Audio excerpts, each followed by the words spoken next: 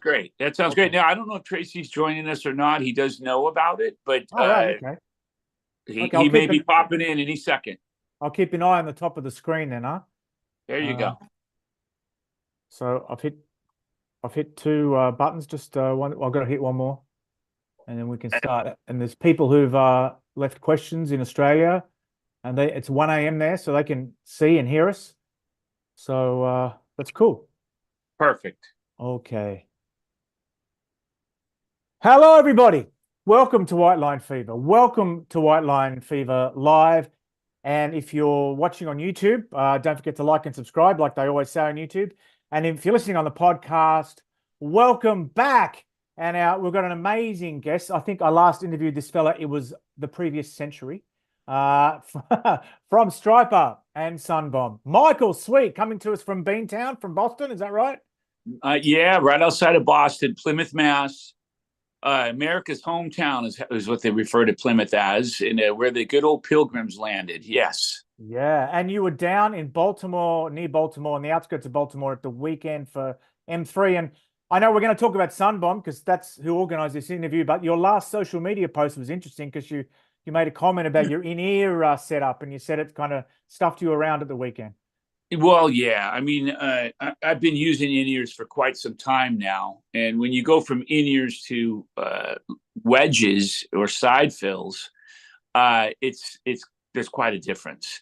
And then if they're not dialed in, there's a huge difference in a not so positive way.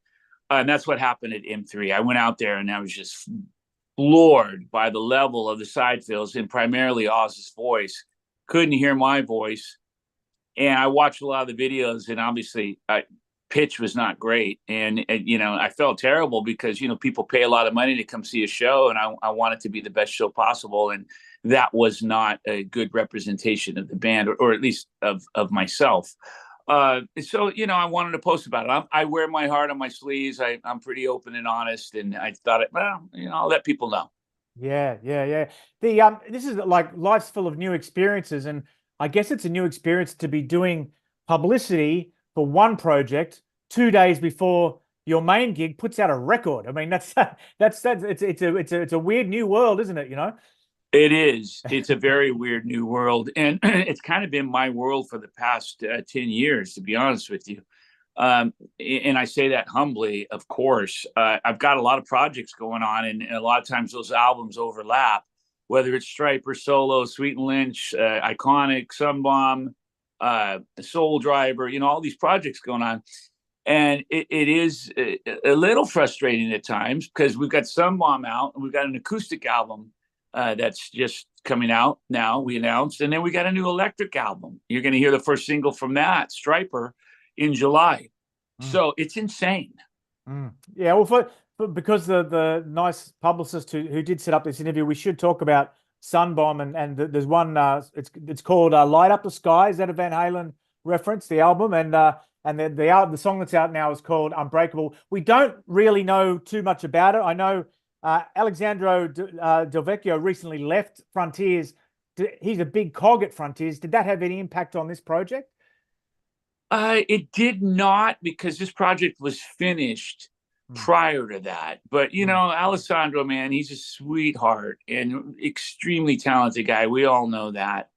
I don't know what happened. I don't really want to know what happened. It's not really my business. But yeah, they parted ways. And there is a guy now who's kind of filling in for Alessandro, taking over Alessandro's position. His name is Aldo. He's a wonderful guy as well, and a very talented guy as well. So, I think life will go on for everyone. Everyone will be okay. Everyone will continue doing what we're here to do and what we love to do, and it'll be all right in the long run. Did Alessandro contribute to this record? He did. He actually co-wrote the lyrics, Mm. sent me a lot of the lyrics, and then I went through them and rewrote a bunch of stuff and added my spin to them. And he certainly was a part of the co-writing. Absolutely. It was hilarious in one interview I read where you said this project should be called Guns and Moses, but the first album was it was metal. It wasn't much like Striper. It wasn't anything like LA Guns, and it was powerful and direct, and the guitar playing was in your face. What can we expect from the second record? Because I think, me included, we've heard one song, you know? Well, I think this album, personally, the songs, this is just my opinion, the songs seem a little bit more structured. Mm. And what I mean by that is on the last album, and this is not a negative thing, this can be a positive thing. A lot of people prefer this, but the songs had a lot more going on in terms of rhythm changes and chord changes, and almost like 2, 3, or 4 songs within one song. This album is more focused and direct, and the songs are a little more straight ahead. And I like that. I prefer that. It makes it easier as a singer to kind of come up with melodies and lock in. I think it's a really strong album. It's a really strong follow-up, equally as strong as the first album, a little different, which is something you should do. You should mix it up a little bit from album to album, but not venture too far away from what you're doing. You don't want to alienate your fan base. Once you have a fan base, you got to be cautious not to change things up too much, because you can lose fans in the process. Yeah. And during this period, I guess the impact that you had, with some nodules on your throat and also with eyesight, were you coming out the back end of that when you were working on this, or was it still affecting you, or what impact did that have on it? This album I recorded before my surgery. I had nodules I had a nodule on each side of my thyroid. So thyroid nodules. And one of those got larger and larger. It was biopsied and it was cancer. So they removed half of my thyroid, this half I still have. I have a nodule there still that's cystic. They're going to keep an eye on. I had to start thyroid medication. But I mean, I had the surgery back in December 15th. Okay. So I just finished the vocals for Sunbomb prior to that, went in and had my surgery. And then when I came out of surgery, I started on the new Striper album. So it was really wild and just a absolute blur, Well, so certainly emotionally, even without physically, right? So emotionally, you've got to push through what is I guess, a really trying time in your life. And then to talk to us about the impact on your voice and your concerns about that, Yeah, I mean, I could feel the pressure of the room and the space in that area with those nodules getting larger. I could feel it. And it's been like that for a few years. I've had them for a while. But, I had to have it removed because of the cancer, and I dealt with it right away. But, I mean, having that side of that thyroid removed, they had to cut through some muscles. So I can really feel, it just feels different. It's the only way I can describe it. But you can still sing well. Yeah. Yeah, my vocal nerve was not damaged. I went to the best doctor in Boston who specializes in that, specifically, not damaging the vocal nerve. He uses a very particular monitoring system, and he's kind of wrote the book on that. And no damage to my vocal nerve, thank God. But still, it feels weird when I sing. It feels like someone's kind of has their hand on my throat. Yeah. It's the only way I can describe it. Yeah. It's interesting because I think a lot of people listening and watching to us, this is a subject they would have been exposed to recently because they would have watched the Bon Jovi documentary, where obviously surgery is a central part of that.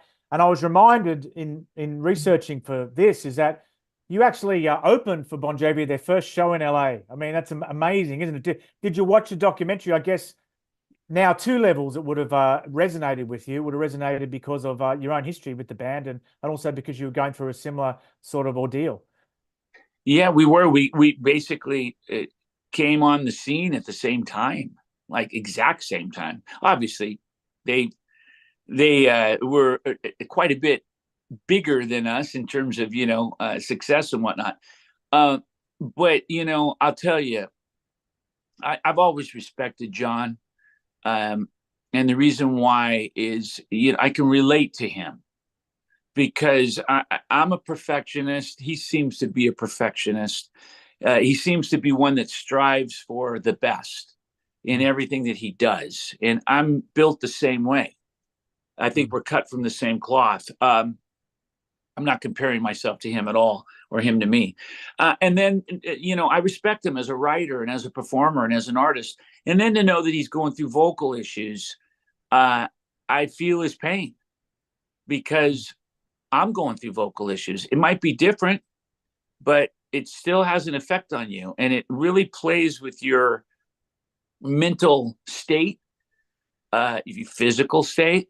It really plays games with you. And it's hard to go out in front of an audience knowing you have to perform when you can't perform. Or you can't perform to the best of your ability. It's really frustrating, and it's a difficult hill to climb. And I relate to John, and I pray for him, and I respect him, and I think he's an incredible guy to keep moving forward. And all the best to him. I hope everything turns out great for him. And that's probably a great segue for the song we're going to play, which is called Unbreakable. Is there anything else about the song that people should know before we play it? Just for the people listening, for the people watching, we're going to continue. People listening, anything about Unbreakable? Well, it speaks of lyrically about how, no matter what we go through, and we all go through our own battles, we have our own issues we have to overcome. If we have the right attitude and perseverance and we keep moving forward, we are truly unbreakable. Don't let something break you down, and don't give up because of that. It's one thing. Move forward. Keep moving forward, knowing that, you're unbreakable, and there's a lot more to do. There's a lot more life to live and a lot more to do. And that's really what the song's about. Welcome back to White Line Fever, second part of interview with Michael Sweet. Really want to thank him for his time. Now, I want to wind back the clock a few decades. When I was a 21-year-old cub reporter in Sydney, I'm the one who sent Fred Nile a copy of your record and led to all that amazing publicity. Nice. You're the guy. You're the guy that started all.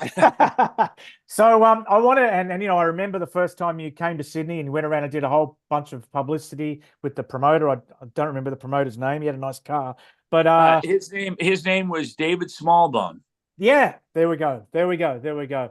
So I just want to, how do you look back on that period and that sort of mania when you first sort of landed in Australia, which was driven by, I guess, something that was in the news every day, and you were top of the news, all the current affairs shows. What are your recollections? Yeah, it's interesting that you're asking that question right now, because we're part of a movie called Unsung Hero. They did a remake of To Hell with the Devil. It's called To Hell with the Devil Rise. And it's for King and Country and Lecrae and myself. I played a solo on it. And that's David Smallbone's sons, Joel and Luke. Wow. So full circle, we just went to the premiere a few weeks ago in Nashville. But it's just very interesting. David was the promoter, the first promoter that brought us to Australia. And it just incredible that he took a chance on us and brought us there. And because of David taking that chance and risk, we basically, the rest is history, as they say. I mean, we've been able to come back to Australia a number of times, and we have a great fan base there. And it's just so incredible. We're so grateful for that.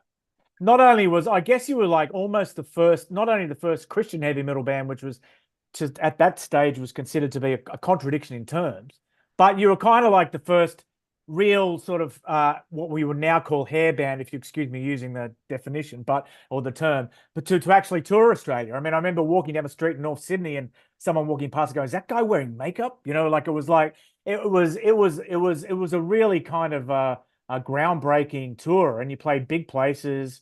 And I guess there was a degree of mania about it, wasn't there? How the whole Fred Nile thing, how did that finish? You made your peace with him or not? Yeah, I mean, I think so. I hope he made his peace with us as well. But I mean, we spoke to him and met him, and I think, especially going back to 1988, that period, 85, 6, 7, 8, 9.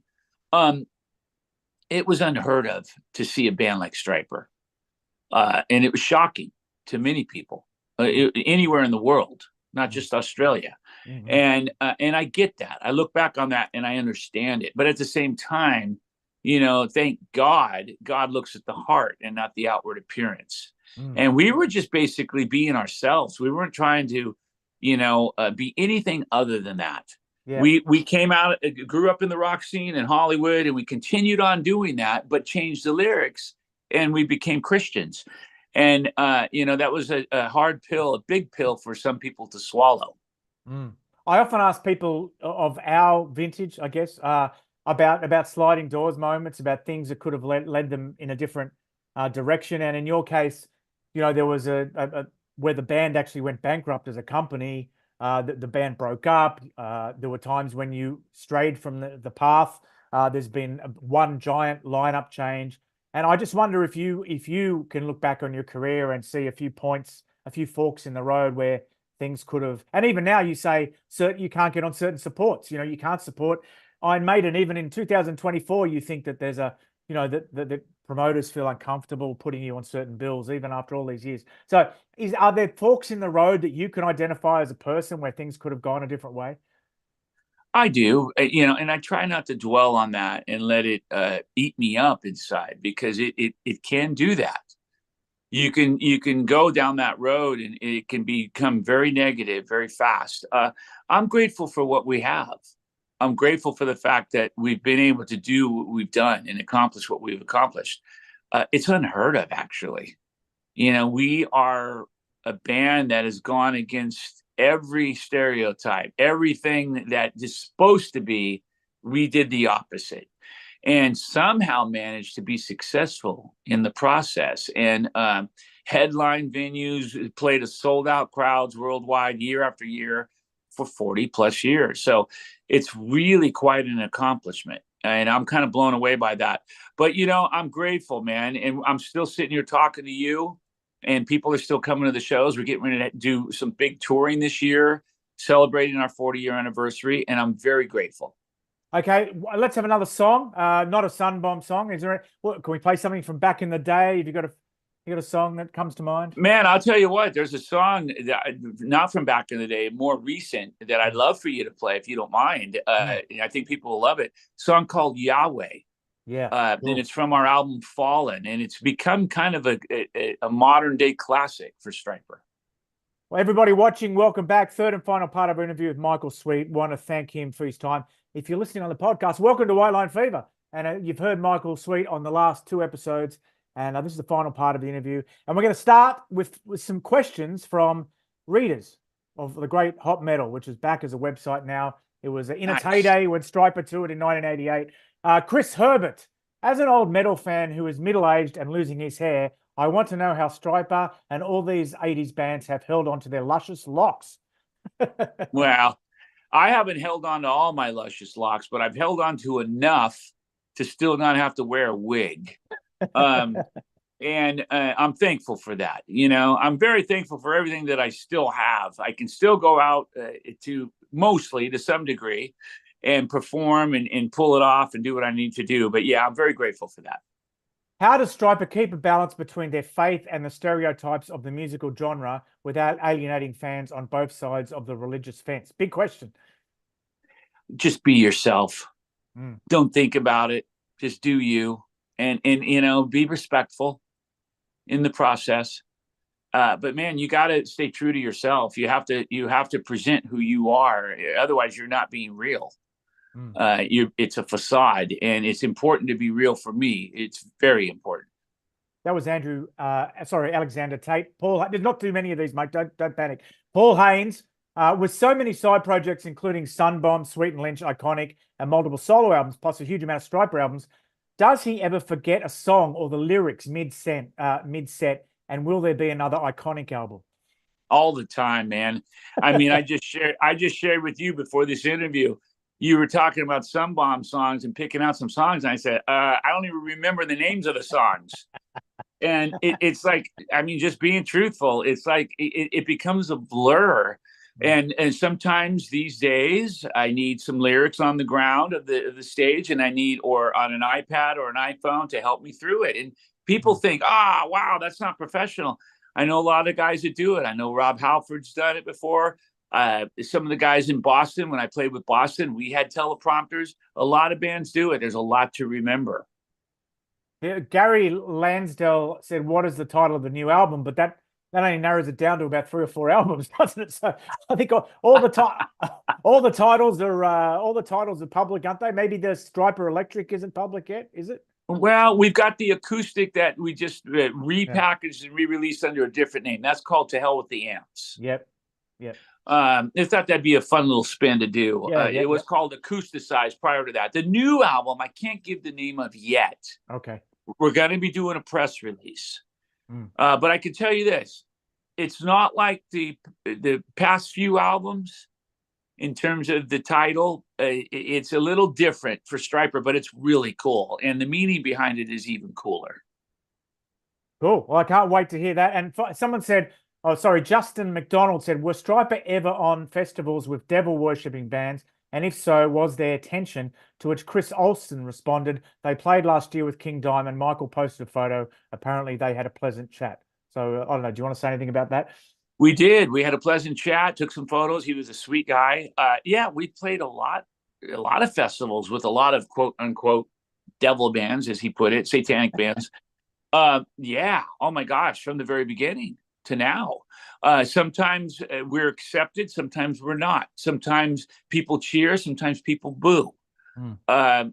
We've gone through it, and it's sometimes downright scary to step out on stage. I'm not going to lie, Mm. but we always do it, and we somehow always rise above and make it through unscathed, and we're very, very happy for that. Okay. Well, I got one more question from a reader, and it's a very broad brush question. And then I've got two quick ones, and I'll leave you in peace, mate. The question from Michael Meister is, what would he put Striper's longevity down to? Another big question. Oh man, well, that comes down to hard work and effort. I think Striper is a band, especially speaking for myself. I'm a person who, I don't stop, man. I eat, breathe, drink, live music. Mm. And I love the opportunities that I'm given, and I take many of them. I don't take them all, but I take many of them. And I love to create new music and produce and record and release new music and perform. So I think everybody knows that. And I think that's the answer to the longevity. Mm-hmm. Is just continuing to do what I do, what I love to do, and I'm passionate about it. And I hope that shows and comes out. And I think that's the answer right there. Okay, my last two questions, I'll ask them both at once. One was there was a nice picture 2 years ago or a year ago from one of the cruises with you and Sebastian Bach.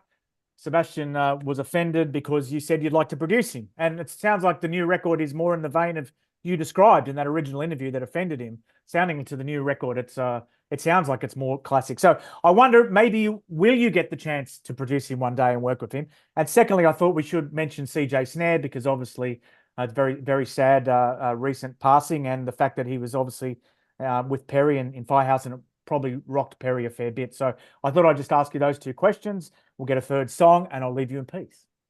Well, the Sebastian thing, I was actually asked to produce an album by the label Frontiers. He was on Frontiers for a while. Serafina wanted me to produce him. And we were talking briefly about the possibility. Sebastian, myself through email, and his manager. And they decided to go down a different path and do something different.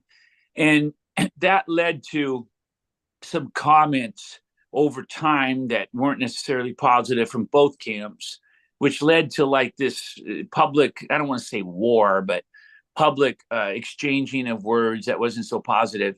And, we just realized like, this is just silly. On the cruise, at the KISS cruise, we basically apologized, hung out, and everything's good now, man. And thank God, because it really was silly. So I wish him nothing but the best. I think he's a great artist, great singer. He's got a great new album coming out or out already. And God bless him. He's doing great, as he should be. And regarding what was the last? CJ Snare. CJ. Yeah. Yes. That came as a shock. I mean, we were not expecting it. I think CJ kind of wanted to keep it private and didn't let people know how bad things were. And obviously they were much worse than we thought. And he passed, as we all know, and it was a real shocker, man. And obviously Perry, our bass player, played with CJ for years in Max Warrior and Firehouse. So they were dear friends, a lot of history there. So really heavy heartbreak for Perry. And, our paths crossed many times at Firehouse. So it was an honor to pay tribute to CJ in 3 recent shows. And we'll continue to do that. And God bless them and the family and the fans and the friends. And our heart breaks, man, with everybody. It's terrible. It's a sad way to finish the show, but I think it's appropriate. So thank you very much for your time, Michael. And if we could just have one more song. One more song, man. I'm gonna say, why don't we go out with the Firehouse song? We covered a song called "All She Wrote," Oh, and it's if there was one Firehouse song that could have been a Striper song, that'd be it. And we enjoy playing that song, and let's pay tribute to CJ, and God bless CJ. And I think that's a perfect ending.